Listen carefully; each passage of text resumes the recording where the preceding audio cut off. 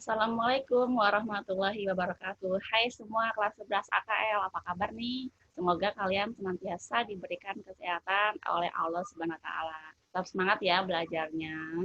Baik anak-anak, pada pertemuan kali ini Ibu akan mempelajari dan mengajarkan materi dari mata pelajaran praktikum akuntansi perusahaan jasa untuk KD 3.3 yaitu menerapkan posting jurnal umum ke dalam buku besar untuk perusahaan jasa. Dan kompetensi dasar keterampilannya yaitu melakukan posting jurnal umum ke dalam buku besar untuk perusahaan jasa.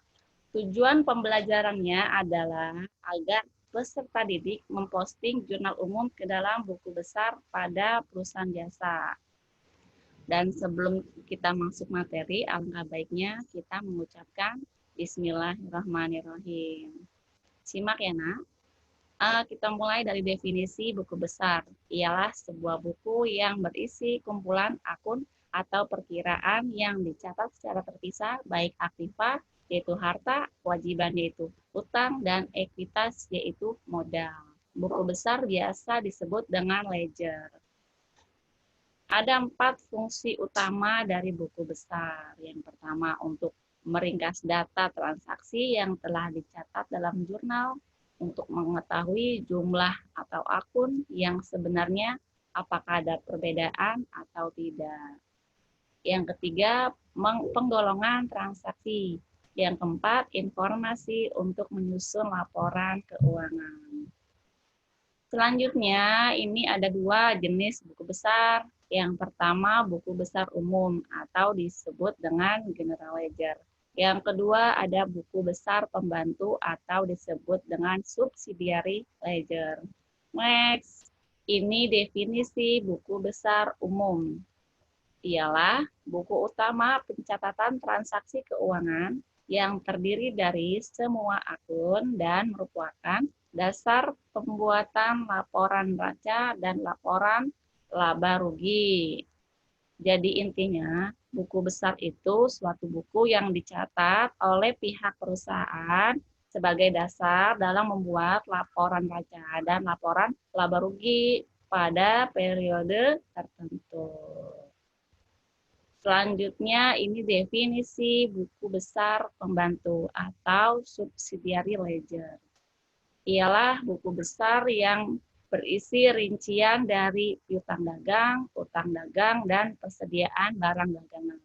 Buku ini berfungsi sebagai buku tambahan dari buku besar umum.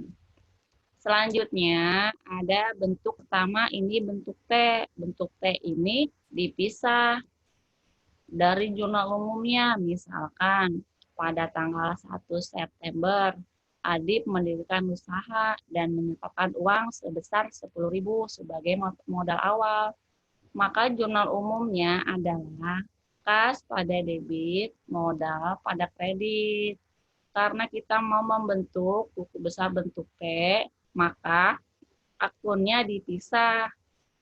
Kas pada debit dan modal pada kredit.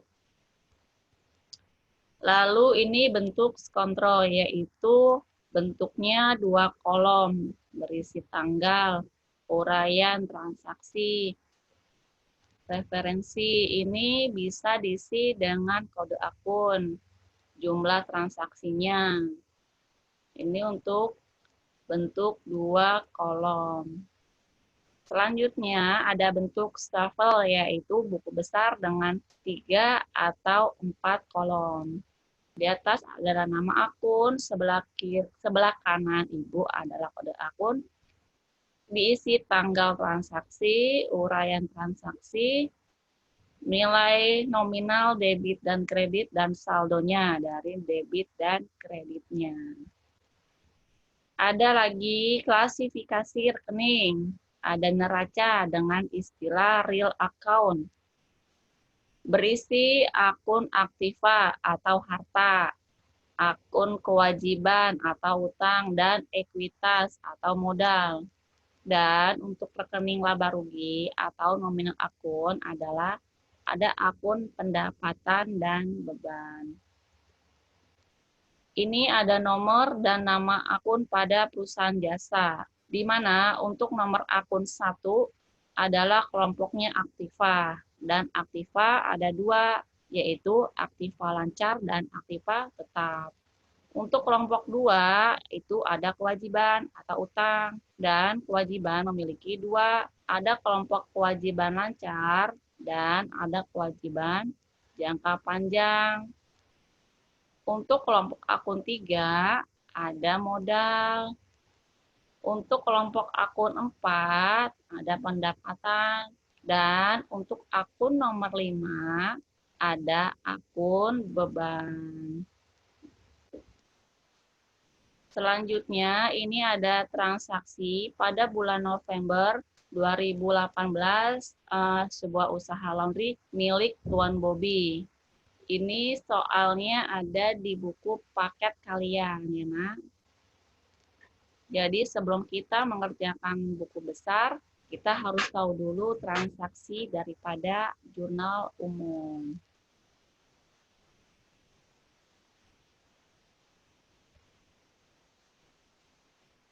Bentar, selanjutnya dari transaksi tersebut kita dapat membuat jurnal umumnya nih. Pada tanggal 1 November ada penyetoran uang ke modal usaha. Maka jurnal umumnya kas pada debit dan modal usaha pada kredit sebesar 16.800.000. Pada tanggal 4 November ada transaksi pembayaran biaya sewa.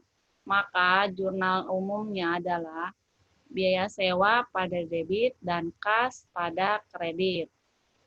Tanggal 5 November ada transaksi pembelian peralatan, di mana peralatan seharga 20 juta.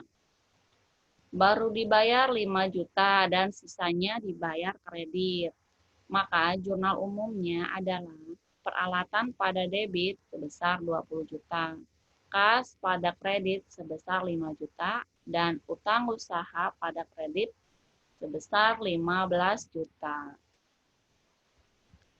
Selanjutnya, tanggal 6 November ada transaksi pendapatan jasa, di mana Tuan Bobby usahanya menerima pendapatan jasa dari pelanggan.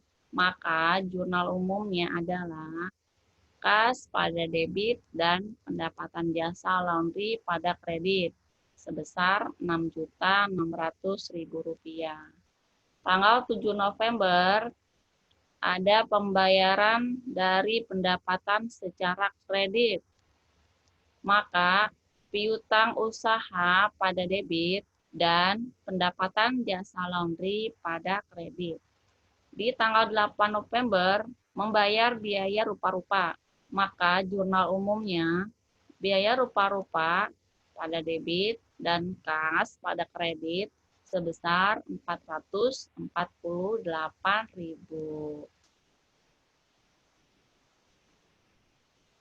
Selanjutnya, tanggal 9 November ada pembayaran dari piutang usaha. Maka jurnal umumnya adalah kas pada debit dan piutang usaha pada kredit. Tanggal 10 November, Tuan Bobby mengambil Fraip atau uang pribadi. Maka jurnal umumnya adalah Fraip Bobby pada debit dan kas pada kredit sebesar 420.000. Tanggal 14 November, Tuan Bobby menyetorkan modalnya.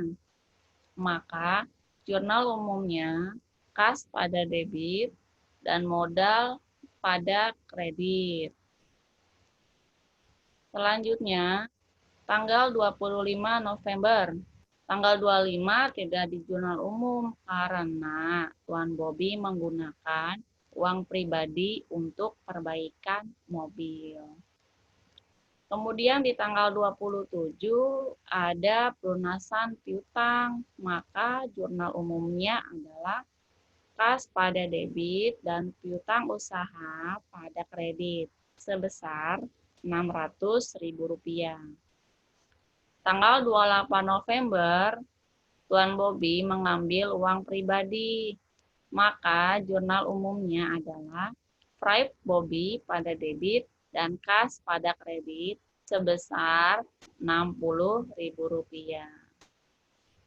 Tanggal 28 November, Tuan Bobby membayar utang usahanya, maka jurnal umumnya adalah utang usaha pada debit dan kas pada kredit sebesar Rp3 juta. Dan ini kita akan membuat buku besarnya. Buku besar ini ada akun untuk kas, di mana nomor akunnya adalah nomor 101.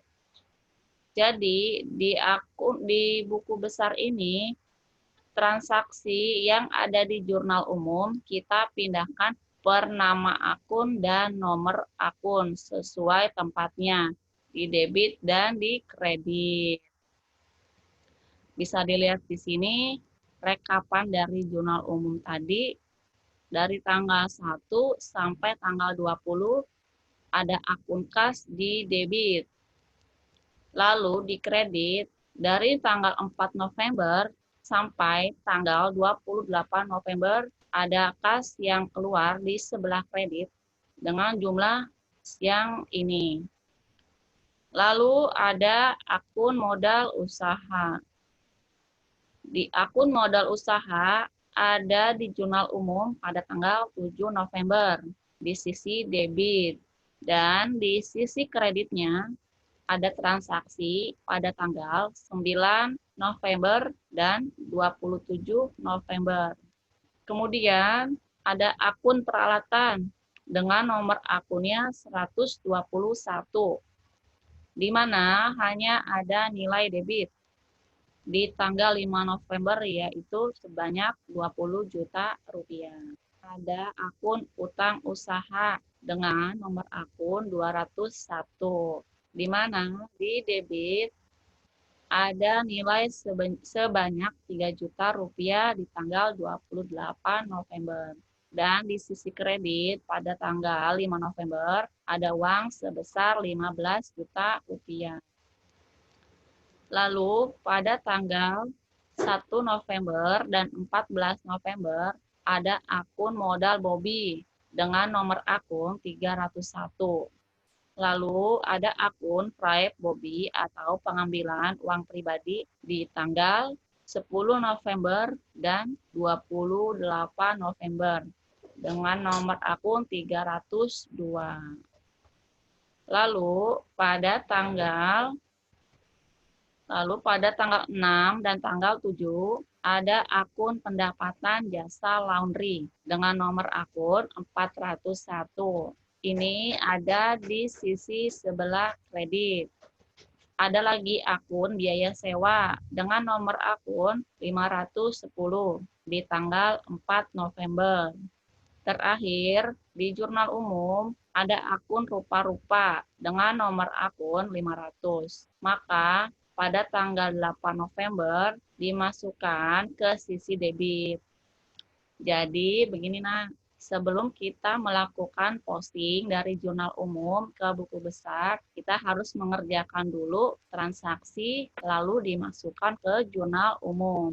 Setelah jurnal umum selesai, baik itu ada tanggal, ada transaksi atau nama akun, nomor akun, jumlah debit dan kredit, kita bisa melakukan posting ke dalam buku besar. Artinya di buku besar itu kita meringkas nama-nama akun yang ada di jurnal umum. Baik, untuk pertemuan Ibu kali ini, Ibu akhiri apabila kita ucapkan alhamdulillahirobbilalamin. Semoga materi dari Ibu ini bermanfaat untuk kalian di masa yang akan datang. Assalamualaikum warahmatullahi wabarakatuh. Bye.